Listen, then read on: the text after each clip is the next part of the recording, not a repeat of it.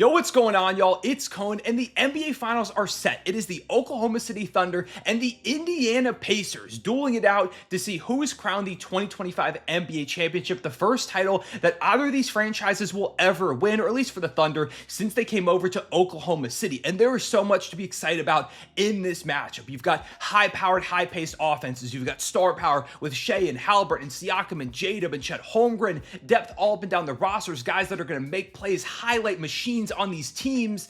It's incredibly fun. Two small markets. Of course, there are going to be the people that complain about the viewership, but if you're complaining about that, you're not a real basketball fan, because I'm sure basketball fans understand that this is going to be an unbelievable matchup, one that I'm really excited to go ahead and break down and predict here at the end of the video. But first, let's start things off by talking about how these two teams got here. For Oklahoma City, this was kind of always the destination. The Thunder were the favorites to win the West. I believe also the favorites to win the NBA Finals coming into the season, but they even still exceeded some expectations. Oklahoma City finished with by far the best defense in the league, had the second best net rating ever despite dealing with some injuries, and won 68 games, went into the playoffs as the 1 seed and the clear favorite to come out of the West, but faced a big hurdle in the second round against the Denver Nuggets. That series went to 7. There were some big time growing pains, but coming out of that, the Thunder looked like a well-oiled machine against Minnesota, knocking them off in blowout fashion most games, including Game 5, which was never really close. In Oklahoma City, Shai adds a Western Conference Finals MVP to his MVP award. Jalen Williams and Chet Holmgren elevated to the highest level of play that I've ever seen them at. The Thunder are a massive favorite if you take a look at the betting odds going into this, because of the historic dominance they've shown at almost all points of the season up until now. Meanwhile, for Indiana, it was not the same type of story. They were kind of looked at as frauds by some people coming out of their Eastern Conference Finals run last season due to playing some teams that were injured.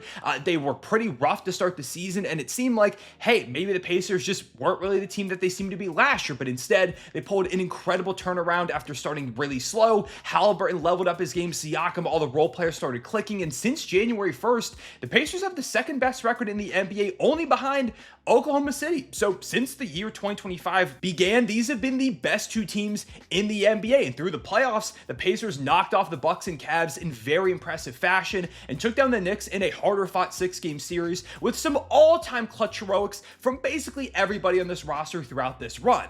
Haliburton has pushed himself into superstar conversation, Siakam is playing some of his best basketball, and this team is deep, firing on all cylinders offensively and stepping up beyond what it seemed like they were capable of on the defensive end as well. And this all culminates in a high-powered small market finals that pits one of the best defenses of all time against this incredibly potent Indiana offense, with two guards headlining each team on historic runs. In terms of the season series, the Thunder won both matchups between these two teams in the regular season, December 26th by 6 points and March 29th by 21 in favor of the Thunder. Playoff-wise, OKC has been the best defense and third best offense with a net rating of 11.2, while the Pacers have been the 9th defense and the second best offense with a net rating of 4.1. There are a couple of interesting things that I'll talk about in these two teams' regular season matchups when we get to the keys to the series, but overall, not a ton to take away because those two matchups now feel like a lifetime ago. So let's just go ahead and get into these keys to the series. And the biggest one is the Pacers offense versus the Thunder defense. These are the calling cards of both teams. For Oklahoma City, this is one of the best defenses ever. Like, that's not even really a conversation anymore. This Thunder team thrives on chaos, creates turnovers, legitimately unlike any defense has in NBA history, and they just win the possession battle relentlessly. You're very rarely going to get more possessions than the Thunder because of just these insane turnover differentials that get generated by all the guard defenders in general, all over the place. There is really no weak defender that plays regularly for this Thunder team, whether it is Dort, it is Case and Wallace, it's Caruso, it's Dub, it's Shai, it's Chet, it's Hartenstein. That has an argument for the best top 7 defensively ever. And even like with Aaron Wiggins and Isaiah Joe, they hold their own defensively and they'll pop up at points in the series, I'm sure. J. Will, Kenrich Williams, those guys hold their own too. There's really no weak links whatsoever. And there are so many options for this Thunder team to throw at Haliburton and Nembhard and Nesmith and Siakam and Turner. This is by far the biggest challenge for Indiana yet on that defensive end, and it's really not even close. Like, Cleveland is the second best defense they've played up until this point, but the Cavs were regressing towards the end of the regular season. This Thunder team has only gotten better as the years went on. But while this Thunder defense is really good, Indiana's offense has been cooking at a historic level. They are shooting 40.1% from 3 in the playoffs. That's the best mark in the NBA, unsurprisingly. 49.7% from the field, also the best mark in the NBA, the best best true shooting percentage out of anybody in the playoff field. This Indiana team just creates offense out of thin air at times. And a lot of that comes from Tyrese Haliburton, whose playmaking and tough shot making, clutch ability, elevates everybody around him. It doesn't matter who he's going up against. He's going to find an angle. He's going to push the pace. This Pacers team will fly up and down with the ball. There are so many times where there will be a made bucket on the other end, and within 2-3 seconds, the Pacers have scored on their own side of the court. It's like 7 seconds or less cut in half. It's like 2 to 3.5 seconds or less sometimes with this Indiana team. You also get the tough shot making and bully ball, the physicality of Pascal Siakam, who had a monster series against New York and actually won conference finals MVP, which is an incredible accomplishment. He's had such a cool career arc, going from Toronto and being a G League guy at first and then winning that championship as a pivotal piece, and now here in Indiana getting conference finals MVP. The outside shooting of Obi Toppin, Aaron Nesmith, Andrew Nembhard, Miles Turner, Thomas Bryant even was cooking the Knicks in this last game. They have so many weapons all over the place. This Pacers team really doesn't have a weak link offensively like the Thunder don't have a weak link defensively. One of the biggest things for the Pacers going into this matchup is that they have to continue to take care of the basketball. So far in the playoffs, they have the third lowest turnover percentage, and that's part of a reason they're so dangerous because, yeah, they'll push the ball up the court almost immediately. It'll be flying around. They'll be making dangerous passes, but rarely do those result in turnovers. And when you create efficient offense and don't give the ball away, you're so hard to stop. But again, this is the big challenge with Oklahoma City, is limiting that, because so far the Thunder have turned everybody they've played into a turnover nightmare. The 5 worst turnover percentages in the NBA playoffs up until this point have come from the Grizzlies, who the Thunder played round 1, the Heat, the Pistons, the Wolves, who the Thunder played in the conference finals, and the Nuggets, who the Thunder played round 2. So all 3 of the Thunder's opponents have ended up so far in the 5 worst turnover percentages in the playoffs. The Pacers have to continue to play fast. That is their style. You can't get away from that. But more than ever, while you're playing fast, you have to take care of the basketball, because they have not faced a team that is going to get in passing lanes and poke the ball away and be physical the way that the Thunder are. And actually, that transition fast-paced battle is super intriguing, specifically in this matchup, because the Thunder also play incredibly fast. They love to get in transition, will get those steals and run down to the other end. They're hyper efficient on those transition opportunities. And in fact, taking a look at average pace so far through the playoffs, the Thunder have been playing faster than the Indiana Pacers, which sounds insane thinking about how quickly Haliburton and co push the ball down the court, but it's true. Now, Indiana is more efficient when it comes to fast breaks, but the Thunder generate them more than anybody else. This fast break transition battle is one of the biggest keys to the series. Can Oklahoma City slow down the Pacers' high-paced offense, force some turnovers, and make them play a little bit slower and throw them out of their rhythm? And for the Pacers, can they take care of the ball, prevent the Thunder from getting those opportunities, and cause the Thunder to have to break them down the half court more often, where Oklahoma City isn't as effective? Another massive key for the Pacers in this matchup is generating and knocking down corner threes. The Thunder give up a lot of those shots, and so far the Pacers have made teams pay. That has to continue to be a huge weapon, and if you can really start to rack those up, it can get the Thunder reeling a little bit. Also, Haliburton has to be really good. He's going to face immense pressure from just a litany of ridiculous guard defenders on this Thunder team, and in the 2 games the Thunder played against Indiana this season, Haliburton only averaged 11 points, 5.5 assists, and 3 rebounds. He didn't get that many shots up, and one of the games did turn to a blowout, so it's not like, he was just absolutely terrible for 35 minutes. He only played 29, but Haliburton has to be way more aggressive. He has to put up a lot better numbers. It's going to be tough against this team, but they need him to do so. They need him to be the high-level offensive engine that he's been so far throughout the playoffs, and if he can do that, if they can get some of those corner looks and limit turnovers, it makes Indiana's chances of winning this series a lot more realistic. On the other side, there's the question of if Indiana can slow down this Thunder offense, because the Thunder have been humming offensively quietly for a little bit now. I mean, over the course of the playoffs,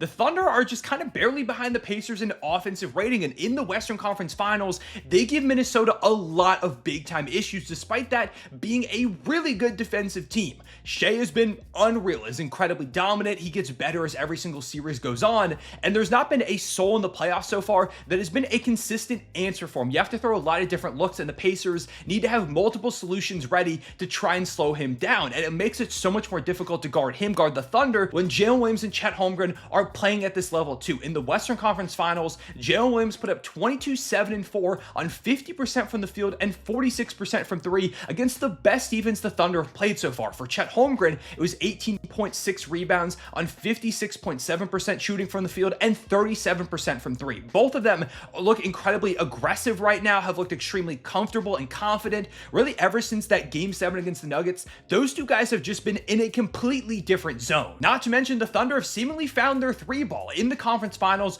Oklahoma City shot 37.6% from the outside after shooting just 32 and 31% from three against the Nuggets and the Grizzlies. So the three ball that was very present in the regular season is coming back. Shai, Dub, and Chet have it going right now. If that all continues, there is no answer for this team, and the Thunder are going to win the finals. Indiana has to find a way to slow them down, and they've shown major defensive growth throughout this playoff run. They've had awesome games and individual performances against good offensive teams like New York and Cleveland, even with Milwaukee, despite Dame going down. That's still a pretty good offensive unit. But again, this is their biggest challenge. They're going to need a lot out of Nembhard and Nesmith. I'm assuming both of them will get the Shai matchup at one point or another. Siakam probably going to get a lot of moments on Jalen Williams, or if it's Chet Holmgren or Isaiah Hartenstein, if the Thunder are in the double big lineup, Miles Turner is going to have to do a good job of getting out there and Chet at the 5 spot, or making sure to go ahead and close possessions with rebounding, because if you give the Thunder extra opportunities, it's, again, the possession battle. The Thunder win that relentlessly. You can't let that number snowball. You've got to do a good job of slowing down the big three as a whole, not just Shai. Haliburton needs to hold up defensively too, because the Thunder are going to absolutely put him in actions. Oklahoma City is not going to let Haliburton rest. He's going to be tested defensively over and over again. He's had some huge defensive moments, big time critical plays. I think about multiple moments specifically in that Cavs series. He's got to continue to play at that level more consistently. Also, like I mentioned, the Thunder are prolific in transition. You've got to slow that down. There's just a lot of ways Oklahoma City can attack you, but it really does all start with trying to stop or even slow down Shai Gilgeous-Alexander. If you can't do that, it's going to be really tough to beat this team 4 times out of 7. And Shai had 2 massive games against the Pacers in the regular season. Now, playoffs are obviously different, and the Pacers are playing at the highest level we've seen them at, so I'm not saying this is what Shai is going to do, but in the 2 regular season matchups, Shai had 39 points per game, 7 rebounds, 8 assists on 70.8 true shooting percentage with just 1 turnover over the 2 games. If those are anything like the numbers he puts up in this matchup, you've got no shot. The Pacers, again, have been playing better defensively, so I think they're ready, but they need to be more than ready for the challenge. You've got to stop him from getting downhill, getting to his spots, kicking out to shooters. He is one of the most prolific driving guards the league has ever seen, and they've got to be a lot better on the interior than they were against the Knicks, because in the overall conference finals picture, the Knicks finished with the best field goal percentage in the restricted area and the paint out of any of the 4 teams playing, followed by Oklahoma City. So the Thunder are really good down low, and the Pacers gave up a lot of high percentage buckets to the Knicks in those areas. They've got to find a way to scheme better to keep the Thunder out of that spot, push Oklahoma City to the perimeter, force them to make 3-point shots, prove that the 3-point percentage really is bouncing back. Of course, Shai is going to continue to operate in the mid-range, which is a very high percentage shot for him, but it's better than him getting downhill and getting layups and getting and ones. Now, for the Thunder, they are going to need Jalen Williams and Chet Holmgren to continue to be these really high-level second and third options, because they have had some ups and downs throughout these playoffs. Again, it's been a lot more highs than lows as of late, but this is a new series. You know, it's a whole new set of challenges, of obstacles, of looks thrown at them. Rick Carlisle is a really, really good coach. Those guys have to be consistent. If they're not, suddenly the offensive load gets a lot bigger on Shai, and it becomes a lot easier to slow down this Thunder attack. I think both of them will be really good, but they've got to go ahead and showcase it. I also think this is a really interesting series from a big man perspective. Both teams have questions to answer. For the Thunder, they like to start off with the Chet, Isaiah Hartenstein double big look, and it works at times. I think it'd be good for rebounding in this series. The Pacers aren't a great rebounding team, which also hurts a bit, because typically the way a lot of teams take advantage of the Thunder is by beating them on the boards. You can go ahead and see the Denver series in that regard, but at the same time, like, the Thunder's just been way more effective when it's been one big out there, Chet or I don't know if this is really the series for Isaiah Hartenstein all that much. And then for the Pacers, there's the issue of not really having a great backup big behind Miles Turner. Like, Thomas Bryant's fine, but I don't know how effective he's going to be in this matchup. I wouldn't be surprised if we see a good bit of small ball from both of these teams. Again, I think the Thunder go mostly single big like we saw in the Minnesota series, and that's been a devastating look so far for them. Indiana's going to have to find, I think, particularly ways to win on the glass when the Thunder only have one big out there. Some other notes notes for this matchup, the coaching battle is really fun. Like I just said, Rick Carlisle is an incredible coach. Mark Daignault, also really good at what he does. Two of the best coaches in the sport. Both of them are going to have some really fun adjustments. It's going to be a chess battle of a matchup. The Thunder have home court, have only lost one game in the playoffs at Oklahoma City. That was game 1 against Denver, with, of course, Aaron Gordon hitting that shot. The Pacers, meanwhile, are 6-2, both on the road and at home, so they've kind of been comfortable playing wherever up until this point. That's interesting to take a look at before the series. The Thunder have a rest advantage of a few days. It's nothing substantial, but it is something to note. The Pacers also, I think, are a little bit more banged up. Nesmith has that thing going on with his ankle. There are more than a few times in this series against the Knicks where guys went down grabbing at something. I don't think it's anything like substantial that's actually going to affect availability or overall production in the series, but it is, again, just something to note with a little bit less rest in Oklahoma City. And with all that being said, it's time to go ahead and make my prediction. Again, really fun stylistic clash of two small markets who are both looking to get their first rings ever, two of the league's brightest stars, a ton of depth, a chance for a number of guys on either of these teams to really solidify and start building out their legacies. There is a lot at stake here in these NBA Finals, and I feel like we could see this matchup a few times throughout the next 10 years or so because both these teams have such long runways. And I also, again, want to note, don't listen to the complainers with this matchup. There's going to be a lot of people doing it. There's going to be the talking heads on all the major sports networks saying, oh, it's such a shame that it's small markets. There are going to be reports that, oh, is viewership going to be down? It doesn't matter. The basketball is going to be incredible. But the question is, who is going to win the 2025 NBA Finals? And I'm sure you've already guessed who I'm going to pick. I'm picking the Oklahoma City Thunder to win the NBA championship. I'm a Thunder fan. People are going to say that I'm biased, but this has been the best team the entire season. I picked them to win before the year after they added Hartenstein and Caruso, and taking a look at the development that young guys were going to have. They've set records all season. They've given me no reason to believe that they're not going to get it done here on the biggest stage. They're opening in Vegas as like the third biggest favorites of the 21st century in an NBA Finals. They're being favored very heavily, and the Pacers have a shot. I'm not saying the Pacers have no chance at winning, and they're not a bad team whatsoever. They're really, really good, but I just think the Thunder have the right personnel to slow this Pacers offense down more than anybody else, and they can give the Pacers defense problems that it hasn't had to address yet. This is the best offense and defense that Indiana has played so far, and I think it's going to show in this series. Plus, Shai is the best player, and I don't feel like there's any personnel on Indiana's side that can consistently slow him down. The key to Indiana is elongating this series, taking a game in Oklahoma City and trying to stretch it out, but as we've seen, Shai also just gets better as series goes on, and he figures out the matchups, the different coverages that are thrown his way. I think Minnesota was a great test for him, and he passed it with flying colors. I also think Chet and Jalen Williams, what they've done as of late, gives me a lot of confidence they're going to play really well against Indiana. Again, not going to be shocked if the Pacers make this a bit of a longer series and push it to like 6 or 7. They're incredibly potent and have made it here for a reason. There's no ifs about this team. People had ifs about them last year when they made it to the conference finals because they went through injured squads. There should be none of that this season. They made it here fair and square. They were the best team in the Eastern Conference, but I think that ultimately in the finals, they're going to run into a buzzsaw that is the Oklahoma City Thunder as they put the stamp on what has been a historic season. They finished the story as one of the most dominant teams in a single season ever. I think the Thunder win this one in 5 games, finishing it off in Oklahoma City. A very hard-fought 5 games with Shai Gilgeous-Alexander completing the trifecta: MVP, Western Conference Finals MVP, and Finals MVP, the first player to get MVP and Finals MVP since LeBron James with the Heat. I believe it was back in 2013. And with all that being said, that is my breakdown of the 2025 NBA Finals and my prediction. Let me know down below in the comments, who do you have winning? How many games? Who's your Finals MVP? What are some of your biggest keys to this matchup? Things that maybe I didn't talk about that you're really keeping an eye on.